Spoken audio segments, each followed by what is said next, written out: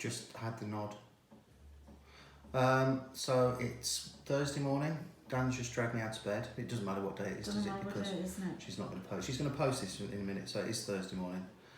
So it is actually relevant for once. Yeah, and I'm sat here like a newsreader, smart up top, in my boxer shorts underneath. Don't you dare. So I think today we haven't posted like a video for a while.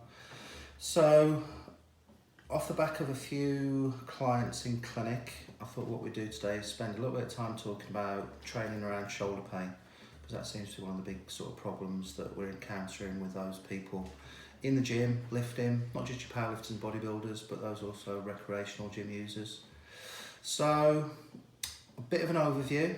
So there's several things that can go wrong with your shoulder. Probably the most common thing is some sort of tendonitis, tendinopathy in one of the rotator cuff muscles, and that's usually most commonly a muscle called supraspinatus.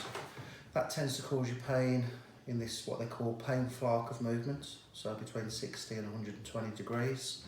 Usually hurts when you push in. So push workouts particularly tend to aggravate it. That's whether that's a horizontal push or a vertical push. Other things that can happen, you can get problems with the long-headed biceps, which I think we've talked about in previous videos. So a lot of people say they've got front delt pain, and that's not necessarily because the front delt's dysfunctional, that's because their long-headed bicep sits underneath the front delt. And when you're at the bottom position of your bench press, so the load is, the tendency is at the top, but the tendon is maximally stretched. That's typically what brings the problem on in the first place, but then also what maintains that. And then the other thing that we see commonly is pain around about here, and this is your acromioclavicular joint. That's a joint between the clavicle, the distal end of the clavicle, and the acromion process, which is a bony ridge, bony lump that sits just off the back of the scapula, and that sits above your humerus, your arm bone.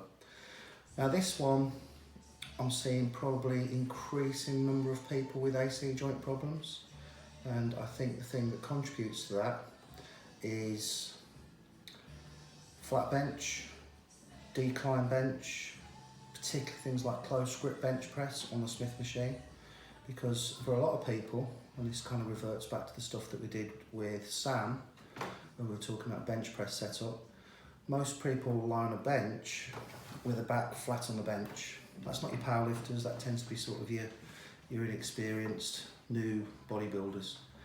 So when you're in that flat position, there's a huge amount of torque, force going through the shoulder joint and the AC joint. And if you're in a fixed position like you would be if you're on the Smith machine, doing your close grip bench press on the Smith, you've got no ability to be able to accommodate the forward and backward movements, and that tends to push the force of the weight down, pushes the clavicle up. Now the clavicle, the AC joint, is a joint supplied or supported by ligaments, and you tend to find those ligaments get stretched, just like the ones in your ankle, if you turn your ankle. And you've also got a slight lift on the side of your clavicle, and that then tends to cause pain, more kind of overhead. So you'll tend to find their pain range, as opposed to being this mid-range position, their pain range tends to be worse up at the top here. So the purpose of this video is to kind of say this is what we're going to do later on today, and these are the common problems with the shoulders. This afternoon I'm going to go into the gym and I'm going to talk a little bit about how you train around each of these problems without aggravating the problem too much. Now the reason why it's so important that we try and reduce pain sensation, so when you're training, if you're feeling pain, you tend to find that's a good idea to switch up your exercises, change around, because pain reduces strength and pain reduces what we call proprioception, which is body awareness. So you know those situations where you bang your arm and then you seem to keep banging the same point on your arm all the time.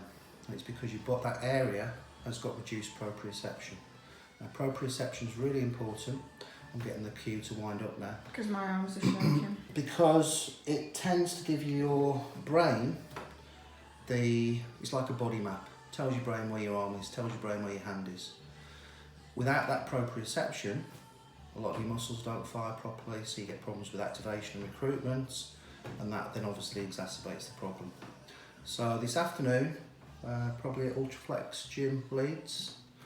We'll be down there doing a little bit of a push session and talking about how you best accommodate your shoulder problems. Alright, till later on, over and out.